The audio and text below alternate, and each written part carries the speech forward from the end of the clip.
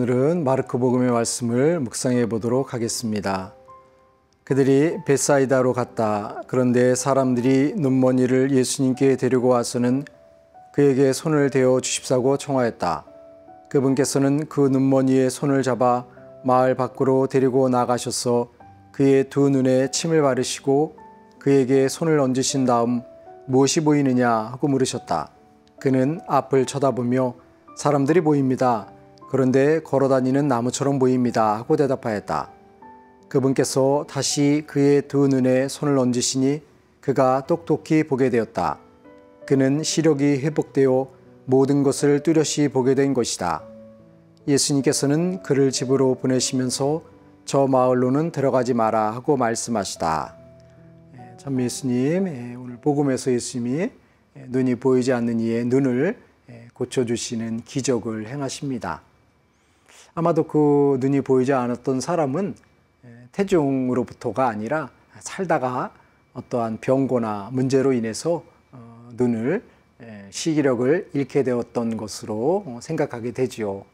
그래서 예수님이 그를 치유시켜 주시는데 재미있는 일은 그 예수님의 그 치유의 능력이 두 번에 의해서 나눠진다는 것이죠.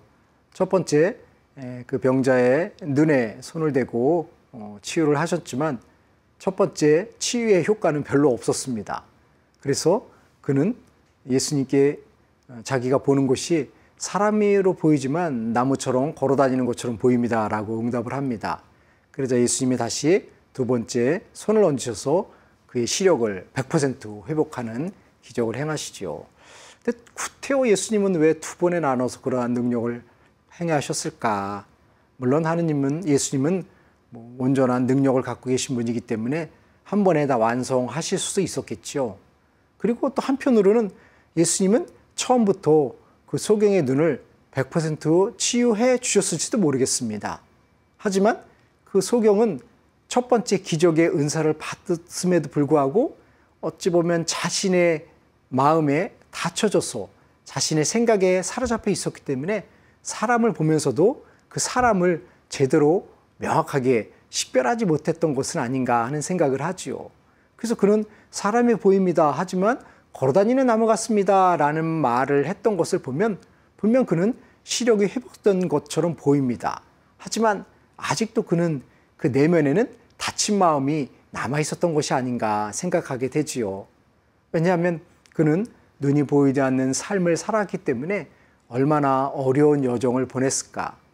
게다가 본인 스스로도 힘든 여정을, 본인 스스로도 불편한 답답한 삶을 살아왔을 텐데 그를 바라보는 주변의 시선들은 또 얼마나 따가웠겠습니다.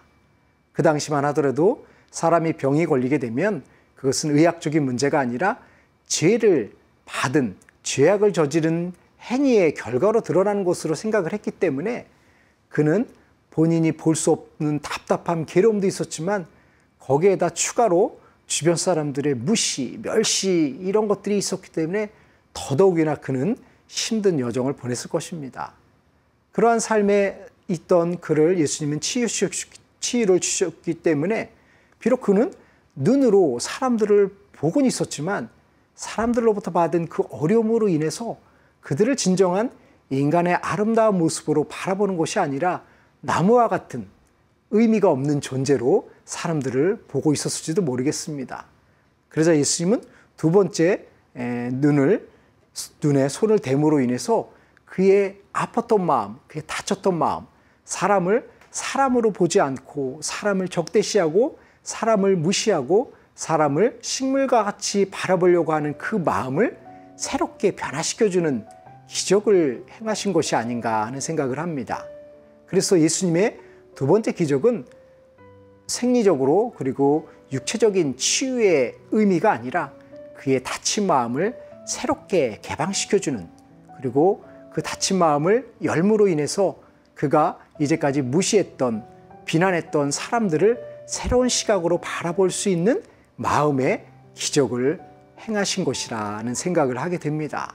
결국 예수님은 그를 치유하시면서 그의 육체와 정신을 동시에 치유해서 그의 아픔을, 그의 병고를, 그의 질병을 완벽하게 치유해줬다는 것을 생각하게 됩니다.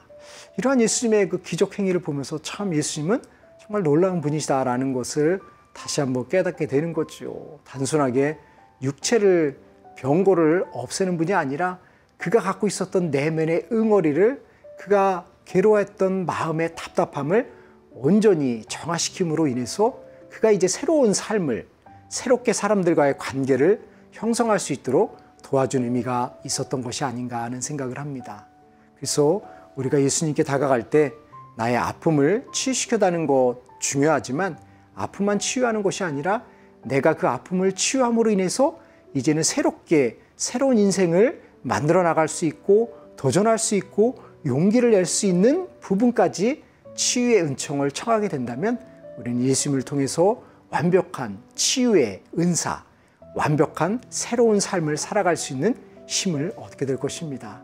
그래서 우리는 다시 예수님께 다가가고 예수님을 통해서 새로운 삶을 살아갈 수 있도록 용기와 은총을 청할 수 있으면 좋겠습니다. 감사합니다.